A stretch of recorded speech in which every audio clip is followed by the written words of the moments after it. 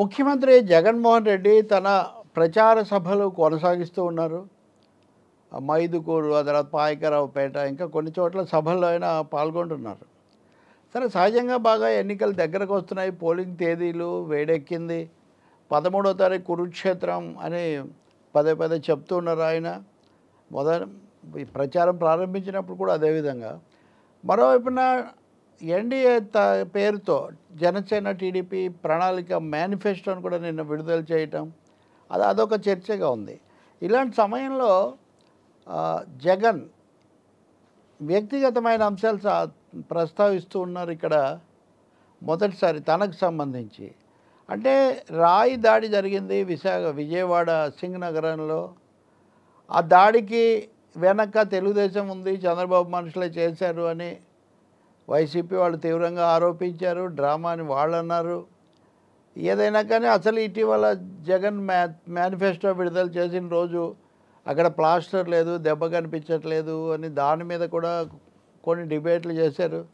నాకైతే పెద్ద ఆసక్తి లేదు. ఎవరికి రాయి తగిలినా, ఇంకొకటి తగిలినా దానికి చికిత్స జరగాలి, అలాగే భద్రత కల్పించాలని కోరుతాము. అటువంటిది ముఖ్యమంత్రికి అయినప్పుడు మరింత గట్టిగా అందరూ కోరారు. కానీ అది నిజం కాదు, అందుకే దెబ్బ లేదు అని చెప్పడానికి ఇలాంటి విషయాల మీద అసలు పబ్లిక్ టైం అండ్ స్పేస్, చాలా ఎక్కువ స్పేస్ ఎందుకు పోవాలో నాకు తెలియదు. ఒకవేళ అభిమానించే వాళ్ళు కావచ్చు, వ్యతిరేకించే వాళ్ళు కూడా కావచ్చు. దాన్ని ఎక్కడ వదిలేయాలో అక్కడ వదిలేయాలి, మిగిలింది పోలీసులు చూసుకోవాలి, కోర్టులో వచ్చినప్పుడు వస్తుంది. కానీ దాని మీదే పెంచుతున్న పరిస్థితి. వైసీపీ వాళ్ళు కూడా కావాలనే ఇట్లా చేస్తున్నారు. ఇలాంటి చర్చలు చేసి ఒక భద్రతా వాతావరణాన్ని దీనికి కొంచెం పాడు చేసి జగన్ మీద ఏదో దాడులు చేయాలి అనే పద్ధతిలో ఆలోచిస్తున్నారు. అందుకనే చంద్రబాబు నాయుడు ఆ నెల్లూరు జిల్లాలో ఏదో సభలో మాట్లాడుతూ చంపేస్తే ఇప్పుడు ఏమవుతుంది అని అన్నారు అనేది ఒక పెద్ద స్టోరీ వైరల్ అయింది. కొన్ని క్లిప్పింగ్స్ పెట్టారు. అలాగే పవన్ కళ్యాణ్ సభల్లో కూడా రాయి విసరడము, ఆయన పట్టుకోవటము, లేకపోతే కట్టుకున్న బొమ్మలతో అనేక మంది ఒకటేసారి కట్టుకొని ఇదంతా బూటకమని చెప్పడము, దీని చుట్టూ చాలా జరుగుతుంది. ఈ సమయంలో పోసాని కృష్ణమూర్తి లాంటి వైసీపీ ప్రతినిధులు కాదు కానీ వాళ్ళ ప్రతిధ్వనులు వాళ్ళు కూడా తీవ్రంగా ఇప్పుడు ఏదైనా జరిగితే ఆయన ప్రాణాలకు ఎవరు అడ్డేస్తారు, లేకపోతే జగన్ మీద ఇలా కుట్ర పన్నుతున్నారు, ఈ పద్ధతిలో తీవ్రంగా మాట్లాడుతున్నారు. ఈరోజు కూడా పోసాని కృష్ణమూర్తి చాలా ఆరోపణలు చేస్తున్నారు. ఇంతకుముందు అయితే ఆయన కొంచెం దూషణలు వ్యక్తిగతంగా మాట్లాడడం ఎక్కువగా ఉండేది. కానీ ఈరోజు అయితే ఆ మోదీని చంద్రబాబు నాయుడు ఉపయోగించుకుంటున్నాడని, గతంలో తిట్టిన ఆయనే ఇప్పుడు ఆయన ముందు అడ్డం పెట్టుకుంటున్నారని ఇవన్నీ అనడంతో పాటు ముఖ్యమంత్రిని గురించి ఇలా మాట్లాడతావా, ముఖ్యమంత్రి ప్రాణాలకు ముప్పు కలిగితే ఎవరు కాపాడతారు, ఈ పద్ధతిలో ఆయన తీవ్రంగా తనకు తను ఆరోపణలు చేస్తున్నారు. జగన్మోహన్ రెడ్డిని మట్టు పెడతామన్నట్టుగా మాట్లాడుతున్నారు, మీరు దీన్ని ఎలా చూస్తున్నారు అని అడిగారు. ఆమె ఇలాంటి మాటలు మాట్లాడకూడదు, ఆయన పెద్ద అయినా వయసులో ఎవరికి ఏదైనా రాజకీయాల్లో చూసుకోవాలి అన్నారు. నేను ఇవన్నీ చెప్పడం ఎందుకంటే రెండు పార్టీల మధ్య యుద్ధంలో నేరుగా జగన్ మీద మరొకసారి ఏదో దాడి లేదా హత్యా ప్రయత్నం చేస్తారు అన్నది వైఎస్ఆర్ పార్టీ అంతకంతకు ఎక్కువగా ప్రస్తావిస్తుంది. మిగతా వాళ్ళందరూ చెప్పడం ఒకటైతే, ఈరోజు జగన్ స్వయంగా తన ప్రచార యాత్రలో నా మీద అనేకం చేస్తున్నారు, నాకు తెలుసు, నన్ను ప్రజలే కాపాడుకుంటారు అని ఒక మాట చెప్పారు. నా మీద రాళ్ళేస్తే అది నిజం కాదంటారు, మరి మీరు ఏం చేస్తారు, మీ మీద కూడా వేయించుకోవచ్చా? ఈ ప్రశ్నే రాజ్దీప్ సర్దేశాయ్ ఇంటర్వ్యూలో కూడా జగన్ డ్రామా అంటున్నారు కదా అని అడిగితే, మరి అయితే వాళ్ళు కూడా వేయించుకోవచ్చు కదా ఒక చోట నిలబడి అనే పద్ధతిలో ఆయన సవాల్ చేశారు. కాబట్టి తన మీద దాడికి, తనను భౌతికంగా దెబ్బతీయడానికి ఏదో జరుగుతుంది అనే ఒక అభిప్రాయాన్ని జగన్ కూడా ఈరోజు తన ప్రసంగాల్లో గట్టిగా చెప్పారు. చంద్రబాబు నాయుడికి వయసు చాలా ఎక్కువ వచ్చినప్పటికీ కూడా ఆయనలో ఏమీ ఆలోచనల్లో మార్పు లేదు, పశ్చాత్తాపం లేదు. అందుకనే ఇలా నన్ను చంపాలని లేకపోతే నన్ను ఏదో చేయాలని ఈ పద్ధతిలో మాట్లాడుతున్నారు, నా మీద రాయి విసిరితే తేలిగ్గా తీసేస్తున్నారు, వీటన్నిటి వెనుక నా మీద రాయి వేసింది చంద్రబాబు నాయుడు మనుషులే అని ఆయన ఈ జాతీయ ఛానల్కి ఇచ్చిన ఇంటర్వ్యూలో ఆయన బహిరంగంగానే చెప్పేశారు. అంటే ఒక విధంగా రెండు పార్టీల మధ్య, అందులోనూ వ్యక్తిగతంగా చంద్రబాబు నాయుడు జగన్ మధ్య, ఈ మాట రాజ్దీప్ సర్దేశాయ్ కూడా అడిగాడు, మీ మధ్య పొలిటికల్ రైవల్రీ ఒక విధంగా పర్సనల్ క్యారెక్టర్ వ్యక్తిగతమైన యుద్ధంగా మారిందా అని. ఆ మాటే దాదాపు ఈరోజు జగన్ తన ప్రసంగాల్లో దాన్నే బలపరిచే విధంగా, ధృవీకరించే విధంగా మాట్లాడారు. నన్ను అంతం చేయాలి, లేకపోతే నన్ను ఏదో చేయాలని మీరు కుట్రలు పన్నుతున్నారు, వీటిని ప్రజలే వెనకుండి కాపాడుకుంటారు అని ఆయన ఒక భరోసా ఆయన వెలిబుచ్చారు. మళ్ళీ దీని మీద ఇటేం మాట్లాడతారో తెలీదు. అలాగే నేను ఈరోజు పవన్ సభలో ఎక్కడో చూస్తుంటే రాయి ఒకటి రావటం, ఆ రాయి ఆయన క్యాచ్ పట్టుకోవటం, ఈ రాయి తగిలితే నా కన్ను పోతుంది కదా అని అనడం. అంటే ఇది ఒక విధంగా జగన్ కట్టు నిజం కాదు, ఇంకోటి కాదు అని. నేను మొన్న విజయవాడకు వెళ్ళినప్పుడు ఆ దాడి జరిగిన వాళ్ళలో ఒకరు, దాడికి గురైన వాళ్ళలో ఒకడైన వెల్లంపల్లి శ్రీనివాసుని అడిగితే ఆయన సభలో కూడా చాలా ఇదిగా జరిగింది, అది ఇట్లా జరిగిందని దాన్ని ఆయన ఆ కాంక్లేవ్లో గట్టిగా చెప్తూ ఉన్నారు.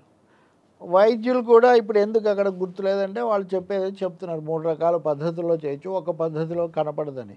ఏదైనా కానీ ఇలాంటి అప్రధానమైన రాజకీయేతరమైన ప్రజలకు సంబంధం లేని విషయాలను ఊరికే సాగతీసుకోవడం వల్ల ఉపయోగం లేదు.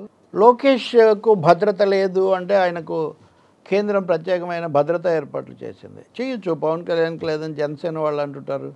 చంద్రబాబుకి ఎడుదిరిగి బాగా తీవ్ర ఉన్నత స్థాయి భద్రత ఉంది. అటువంటిప్పుడు ముఖ్యమంత్రి భద్రత అనేది కూడా జాగ్రత్త పడాల్సిన అవసరం ఉంటుంది. దాని మీద తర్వాత మళ్ళీ కొత్త వివాదాలు లేదా ఆరోపణలు వీటన్నిటికంటే కూడా ఇక్కడ జగన్ స్వయంగా తన సభలో నా మీద ఇలా చేయించాలని చూస్తున్నారు, నా భద్రతకు ముప్పు కలిగించే ప్రయత్నం, కుట్రలు జరుగుతున్నాయని చెప్పడం ఇక్కడ తీవ్రమైన విషయం. అంటే ఇంక దాని మీద ఎవరో ఇతరులు మాట్లాడడం కాకుండా తను మాట్లాడాలి, తను కూడా ప్రజలకు చెప్పాలి.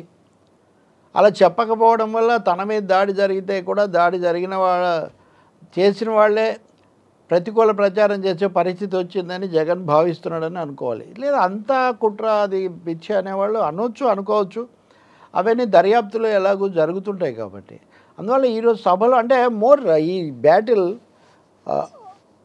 పర్సనలైజ్ అవుతుంది. వ్యక్తిగతంగా జగన్ మీద ముఖ్యమంత్రిగానే కాకుండా వ్యక్తిగా కూడా కేంద్రీకరణ ఎలా జరుగుతుందని అది మనకు అంతకంత కూడా అర్థమవుతుంది ఈ సభలో. ఇది కాకుండా పథకాలు, నిన్న చంద్రబాబు ప్రకటించిన పథకాలు, వాటికి ఎంత ఖర్చు అవుతుంది, తను ఎప్పటి నుంచో అమలు చేస్తున్నవి, ఇవన్నీ చెప్తూ 2014లో 19 ఎట్లాగో ఓడిపోయారు, 14లో తను ఇచ్చిన వాగ్దానాల్లో ఏవి అమలు చేయలేదని చెప్పడానికి జగన్ ప్రాధాన్యత ఎక్కువ దాని మీద ఫోకస్ పెడుతున్నారు. వాస్తవంగా ఒక పార్టీ నాయకుడు వేరే పార్టీది అదే పనిగా చెప్పడం జరగదు. ఇక్కడ ఈయన ముఖ్యమంత్రిగా ఉండి కూడా వాళ్ళు తీసుకొని అందులో ఒక్కొక్కటి కూడా ఇప్పుడు అమలు జరగలేదు, జరిగాయా అని వాళ్ళతోనే ప్రశ్నలు వేసి చెప్పించటం అనేది మనం గమనిస్తాం. అందుకనే ఒక విధంగా జగన్ అనుసరిస్తున్న స్టైల్ ఇప్పుడున్నటువంటి వాతావరణాన్ని కూడా కొంచెం వేడెక్కించడానికి దోహదం చేస్తుంది అనుకోవాలి. దీనికి తగినట్టే ప్రత్యర్థులు కూడా, అంటే జగన్ చంద్రబాబు సభల్లో చేసేవి చేస్తున్నాడు, పవన్ కళ్యాణ్ ఎలాగూ చేస్తున్నారు, షర్మిల కూడా ఈరోజు ఏదో 10 ప్రశ్నలని సంధించారు. వీళ్ళందరూ కాకుండా వివేకానంద రెడ్డి కుమార్తె డాక్టర్ సునీత, ఆమె తరచు నిన్న కూడా ఆమె చాలా ఎమోషనల్గా మాట్లాడుతున్నారు. అవన్నీ ఎవరి సమస్యలు, ఎవరి ఫిర్యాదులు వాళ్ళకు ఉండొచ్చు, కానీ అందరూ అన్ని ప్రజలకు చెప్పడం, కొన్ని జూన్ 4న వీటన్నిటికీ సమాధానం లభిస్తుందని ఆమె అంటున్నారు. నిజంగా సమాధానం ప్రజలు ఇచ్చే తీర్పుతోనే లభిస్తుందనడంలో ఏం సందేహం లేదు. కానీ ఆ లోపల ఈ ఎమోషన్స్, ఉద్వేగాలు పెంచుకోవటము, అలాగే మరీ ముఖాముఖి తలపడే విధంగా మాట్లాడడం అన్నవి మటుకు ఉద్రిక్తతను ఇంకా పెంచుతాయి. తన పథకాలు, అలాగే వివిధ ప్రాంతాల్లో అభివృద్ధికి సంబంధించి చేసిన అంశాలు, చంద్రబాబు నాయుడు పేరు చెప్తే ఒక పథకం కూడా గుర్తురాదు, నా పేరు చెప్తే ఇన్ని పథకాలు గుర్తొస్తాయి అని వాళ్ళతో చెప్పించటం. ఇంకా 2 విషయాల్లో కూడా ప్రసంగాలు అలా ఉంచి ఈరోజు మే 1వ తారీఖున ఉద్యోగులకు జీతాలు పడ్డాయి, ఇది చాలా అసాధారణం, ఇంతవరకు ఎప్పుడూ ఇవ్వలేదు అని, ఎన్నికల కోసం ఇచ్చారని. ఎన్నికల కోసం ఇచ్చినా జీతాలంటూ వస్తే మంచిదే కదా. అయితే ఇది ఎన్నికల సంఘం ఆదేశాల మేరకు జరిగిందా, ఇంకొకటి లాంటి ప్రశ్నలు కూడా లేవనెత్తున్నారు. కానీ ఏదైనా మరోవైపును చూస్తే వాళ్ళ మేనిఫెస్టోలో, ఎన్డీఏ లేదా చంద్రబాబు విడుదల చేసిన మేనిఫెస్టోలో ఉద్యోగుల కోసం ఏమీ లేదు. ఉద్యోగులు మధ్యతరగతి మా వైపు వస్తారని ఆశిస్తున్న వాళ్ళు ఎందుకు వాళ్ళ కోసం ప్రత్యేకంగా హామీలు ఇవ్వలేదు లాంటి ప్రశ్నలు కూడా వస్తున్నాయి. ల్యాండ్ టైటిలింగ్ యాక్ట్, భూ యాజమాన్య చట్టం, ఇది దీని మీద తీవ్ర సందేహాలు ఉన్నాయి నిస్సందేహంగా. అందులో ముఖ్యంగా దాన్ని పరిష్కరించుకునే అధికారం, పరిష్కరించి ఒక తీర్పు చెప్పే అధికారం కింది కోర్టుల పరిధిలో నుంచి తీసేశారు ఈ చట్టంలో. హైకోర్టుకే వెళ్ళాలి. హైకోర్టుకు అందరూ వెళ్ళగలరా? వెళ్ళలేరు కదా అని. అంటే ఎవరి వల్ల సమస్యలు వస్తాయో ఆ రెవెన్యూ అధికారులకి పరిష్కారం ఇస్తే ఎట్లా అన్నది ఇక్కడ రైతు సంఘాలు కానీ వామపక్షాలు అవి చేస్తున్న విమర్శ. ఇంకోవైపున ఎన్డీఏ దాని నుంచి వాళ్ళేమో ఇవన్నీ భూములు లాక్కోవటం కోసం చేశారు, ఈ పద్ధతిలో వాళ్ళు చేస్తున్నారు.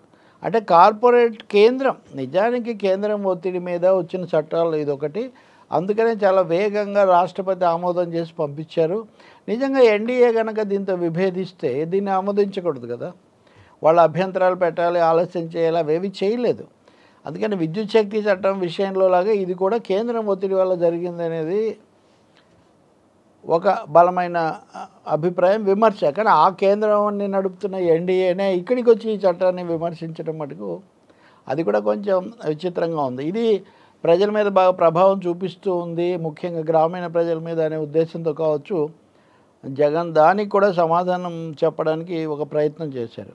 ఇంకా బహుశా ఈ యాత్ర ముగిసి ఒక కొలికి వచ్చేసరికి తన పథకాలు తను చాలా సూటిగా చెప్పింది చేస్తున్నాను అనే సందేశం. రెండోది వాళ్ళు ఎన్ని చెప్పినా చేసేదేమీ ఉండదు, వాళ్ళ వైరుధ్యాల పుట్ట, వాళ్ళ మధ్య అస్సలు ఐక్యత లేదు. వాళ్ళు ఈ పేదలు పెద్దలకు యుద్ధం అనే ఒక ఇది ఉంది కదా, సో నేను అన్ని పేదల కోసం చేస్తాను, వాళ్ళన్నీ తమ చుట్టూ ఉన్న తమ ఆశ్రితుల కోసం తమ వర్గం కోసం చేస్తారు అనే ఈ సందేశాన్ని, మెసేజ్ని ప్రతి సభలో బలంగా తీసుకుపోవటం, అభ్యర్థులను పరిచయం చేయటం, ఈ కార్యక్రమమే జగన్ కొనసాగిస్తున్నట్టుగా మనకు అర్థమవుతుంది. ఇక్కడ ఈయన ఒకరే మాట్లాడతారు, అభ్యర్థులు స్థానిక నాయకులు ఉంటారు, అక్కడ వాళ్ళేమో కూటమి తరఫున 3 పార్టీలు వాళ్ళు మాట్లాడుతూ ఉన్నారు. సో ఒక హోరాహోరీ కురుక్షేత్రం. జూన్ ముఖ్యమంత్రి చెప్పినట్టు మే 11 కాదు, ఇప్పటికీ ఎన్నికల కురుక్షేత్రం నడుస్తూనే ఉంది. వాస్తవంగా జగన్ యాత్ర ప్రారంభించినప్పుడే ఇడుపులపాయ దగ్గర అంతకుముందే నేను కురుక్షేత్రంలో అభిమన్యుని కాదు అర్జునుడిని అని మొదలుపెట్టారు. సో అర్జున బాణం అలా కొనసాగిస్తూ ఉన్నారన్నమాట ఎన్నికల పోరాటంలో. చూడాలి ఇంకా ఈ బాణాలు, మళ్ళీ వాటికి కౌంటర్ బాణాలు, వీటన్నిటితో కదా రంగం సిద్ధమవుతుంది, వేడెక్కుతుంది.